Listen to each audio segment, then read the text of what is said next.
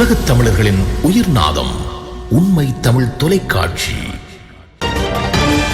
வணக்கம். உண்மை தமிழ் தொலைக்காட்சியின் பிரதான செய்திகள் வாசிப்பவர் பாரதி மயில் வாகனம். முதலில் தலைப்புச் செய்திகள். மைத்திரியின் ஆதரவை உதறி தள்ளிய ரணில். நீண்ட காலத்தின் பின்னர் வலிவடக்கில் கிடைத்த சுதந்திரம். ஆஸ்திரேலியாவில் பிரச்சனையில் சிக்கிய இலங்கை ராஜதந்திரி. வெற்றிகரமாக தொடங்கிய நாகை காங்கேசன்துறை கப்பல் சேவை. வவுனியாவில் வாள்வெட்டு, 4 நேர்ந்த துயரம். அச்சத்தில் நடுநடுங்கும் சுவிட்சர்லாந்து, பதற வைக்கும் தகவல். சாட் நாட்டில் கனமழை வெள்ளம், 54 பேர் உயிரிழப்பு.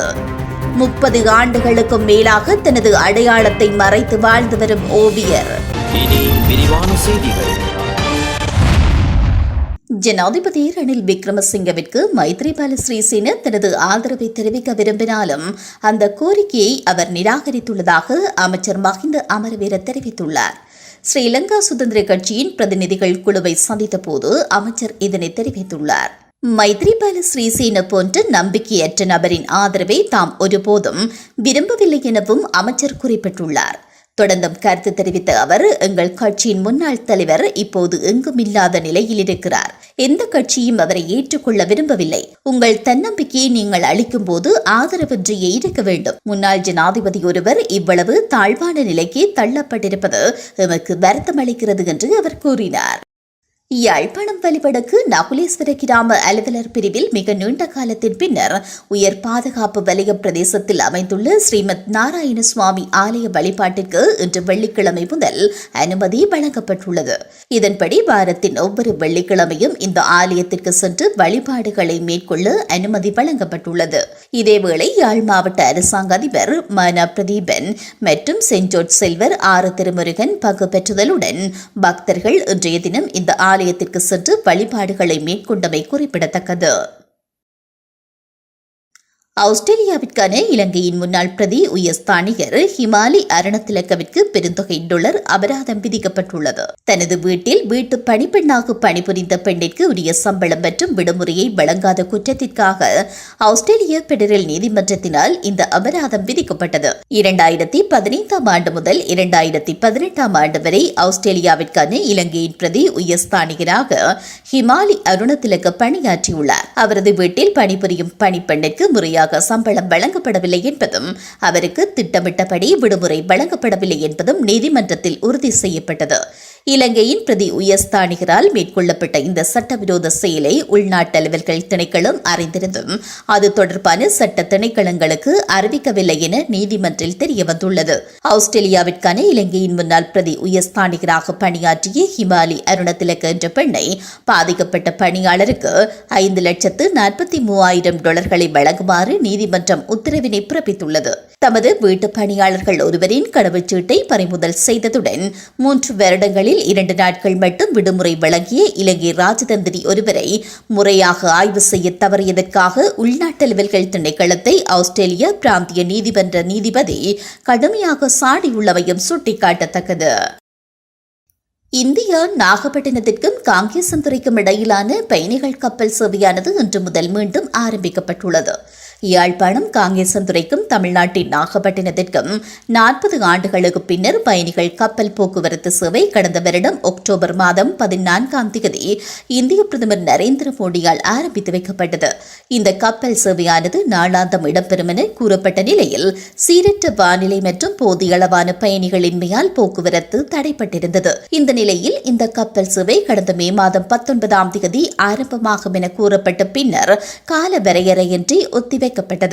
இதனையடுத்து கப்பல் கடந்த மே மாதம் 11 காங்கேசன்துறைக்கு பிரச்சார்த்த சேவையில் ஈடுபட்டதை அடுத்து 13 முதல் ஒவ்வொரு நாளும் கப்பல் சேவை ஆரம்பமாகும் என அறிவிக்கப்பட்டது. ஆனால் கப்பல் நாகைக்கு செல்வதில் ஏற்பட்ட தாமதம் மற்றும் தொழில்நுட்ப கோளாறு காரணமாக பயணிகள் கப்பல் சேவை மீண்டும் ஒத்திவைக்கப்பட்டிருந்தது.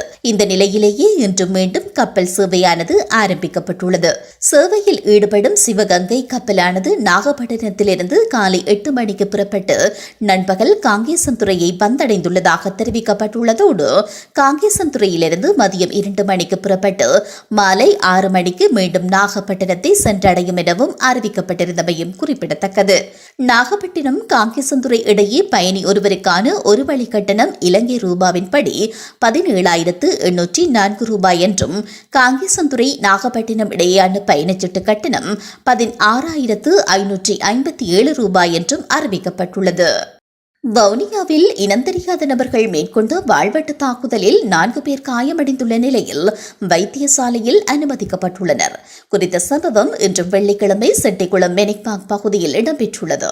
குறித்த வீட்டில் அனைவரும் உறங்கிக் கொண்டிருந்த போது இனந்தெரியாத நபர்கள் வீட்டிற்குள் நுழைந்து தாக்குதல் மேற்கொண்டுள்ளனர். இதன்போது வீட்டில் இருந்த முதியவர்களான ஐயர் மற்றும் அவரது மனைவி வீட்டில் இருந்த மேலும் 2 காயமடைந்துள்ளனர். காயமடைந்த 3 செட்டிக்குளம் பிரதேச வைத்தியசாலையில் அனுமதிக்கப்பட்டுள்ளதுடன் மேலும் ஒருவர் வவுனியா வைத்தியசாலையில் அனுமதிக்கப்பட்டுள்ளார். இதேவேளை இந்த தாக்குதலை மேற்கொண்டவர்கள் தப்பிச் சென்றுள்ள நிலையில் இந்த சம்பவம் தொடர்பான மேலதிக விசாரணைகளை போலீசார் மேற்கொண்டு வருகின்றனர். ரங்கூன் விலங்குகளின் படையெடுப்பால் சுவிட்சர்லாந்து அச்சத்தில் ஆழ்ந்துள்ளது. வடக்கு சுவிட்சர்லாந்தில் வளர்ந்து வரும் ரங்கூன்களின் தொகை குறித்து வல்லுநர்கள் எச்சரிக்கை விடுத்துள்ளனர். வெளித்தோற்றத்தில் அழகாக இருக்கும் விலங்கான ரங்கூன்கள் அருகிலுள்ள ஜெர்மனியிலிருந்து சுவிட்சர்லாந்திற்கு இடம்பெயர்கின்றன. அவை மேலும் விரைவில் தீவிரமான பிரச்சனையாக மாறி வருகின்றன. குறிப்பாக ஜெர்மன் எல்லைக்கு அருகில் உள்ள பகுதிகளில் ரங்கூன்களின் எண்ணிக்கை அதிகரிப்பதை வனவிலங்கு நிபுணர்கள் கவனித்துள்ளனர். இந்த விலங்குகள் அழகாகவும் பாதிப்பில்லாததாகவும் தோன்றினாலும் ஆனால் அவை குறிப்பிடத்தக்க சேதத்தை ஏற்படுத்தலாம் எனவும் அச்சம் வெளியிடப்பட்டுள்ளது. மத்திய ஆப்பிரிக்காவின் சாட் நாட்டில் கனமழை மற்றும் வெள்ளத்தில் சிக்கி 54 பேர் உயிரிழந்துள்ளனர். இந்த நாட்டின் டிபெஸ்டி மாகாணத்தில் கடந்த சில நாட்களாக கனமழை கொட்டி தீர்த்துள்ளது. கனமழை காரணமாக ஆறுகளில் வெள்ளப்பெருக்கு ஏற்பட்டுள்ளது.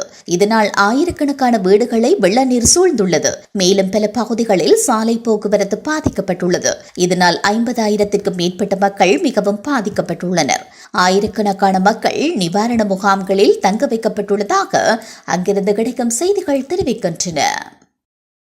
பிரித்தானியாவை சேர்ந்த ஒரு ஓவியர் 30 ஆண்டுகளுக்கு மேலாக தன்னுடைய அடையாளத்தை மறைத்து வாழ்ந்து வருகின்றமை பெரும் ஆச்சரியத்தை ஏற்படுத்தியுள்ளது.